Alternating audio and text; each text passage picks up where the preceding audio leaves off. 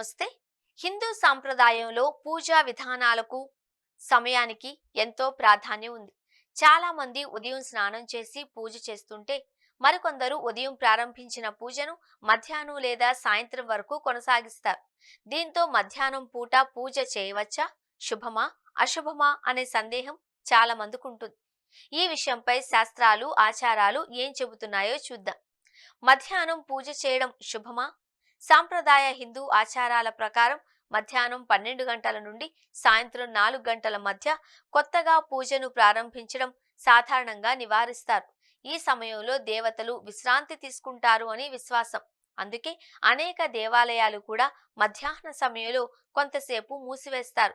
ఈ కారణంగా ఈ వేళలో కొత్తగా పూజను ప్రారంభించడం శ్రేయస్కరంగా భావించరు. అయితే ఉదయం ప్రారంభమైన పూజ మధ్యాహ్నం వరకు కొనసాగినా లేదా సాయంత్రం ముగిసినా ఎలాంటి దోషం ఉండదు అని ఆచార సాంప్రదాయాలు సూచిస్తున్నాయి. అంటే సమస్య పూజ కొనసాగడంలో కాదు, మధ్యాహ్న సమయంలో కొత్తగా ప్రారంభించడంలోనే ఉంది. కొన్ని ప్రత్యేక సందర్భాలలో మధ్యాహ్నం పూజ చేయాల్సి ఉంటుంది.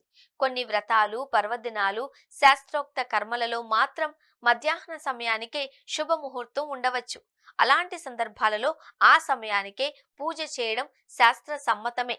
ఉదాహరణకు నవరాత్రుల కలశ స్థాపనలో ఉదయం ముహూర్తం దాటిపోయినట్లయితే మధ్యాహ్నం వచ్చే అభిజిత్ ముహూర్తంలో కలశ ప్రతిష్ఠ చేయవచ్చు. కాలసర్పదోష నివారణ పూజలు సాధారణంగా రాహుకాలంలో నిర్వహిస్తారు. ఒకవేళ రాహుకాలం మధ్యాహ్న సమయంలో వస్తే ఆ సమయంలోనే పూజ చేయాల్సి ఉంటుంది.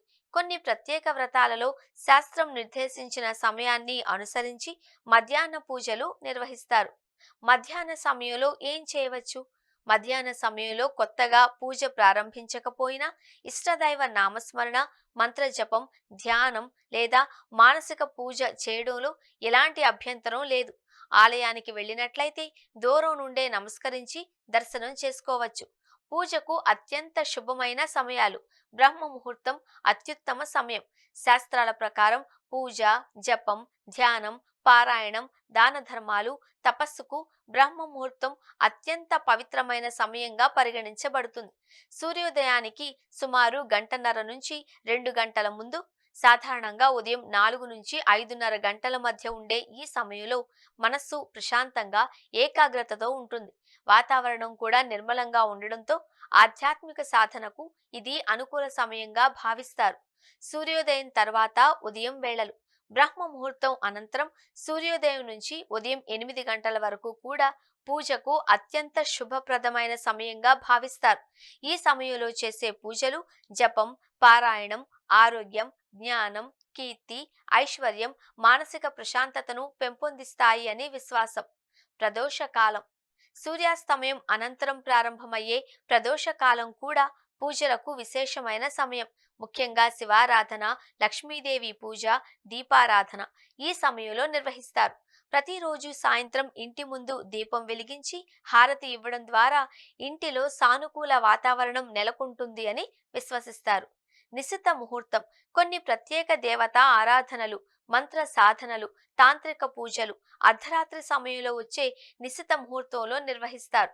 ఇది సాధారణ నిత్య పూజలకు కాకుండా ప్రత్యేక ఆధ్యాత్మిక సాధనలకు సంబంధించిన సమయంగా పరిగణించబడుతుంది. చివరగా సాధారణంగా హిందూ సాంప్రదాయం ప్రకారం మధ్యాహ్నం 12 గంటల నుండి సాయంత్రం 4 గంటల మధ్య కొత్తగా పూజ ప్రారంభించకుండా ఉండడం మంచిది అని భావిస్తారు. అయితే శాస్త్రోక్తంగా నిర్దేశించిన ప్రత్యేక వ్రతాలు, ముహూర్తాలు, పరిహార పూజల విషయంలో మాత్రం మధ్యాహ్న పూజలు కూడా సమ్మతమే. నిత్య పూజలకు బ్రహ్మ ముహూర్తం, ఉదయం సూర్యోదయం తర్వాతి వేళలు, సాయంత్రం ప్రదోషకాలం అత్యంత శుభప్రదమైన సమయాలుగా సాంప్రదాయాలు పేర్కొంటాయి.